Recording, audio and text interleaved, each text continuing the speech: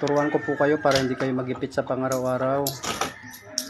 Kayo ba ay naghahanap buhay guys? Kumikita ba kayo araw-araw? So ito po yung tip ko para hindi kayo nagigipit.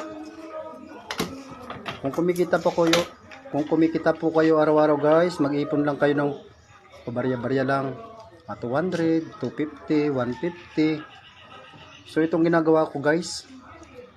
Itong ginagawa kong pamamaraan sa pagbabudget sa araw-araw.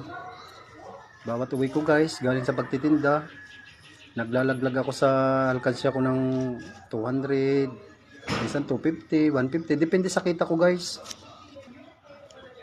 At pag lumipas sa mga isang buwan o kaya one month and a half, ito na po guys, binibilang ko na yung mga iniipon ko guys.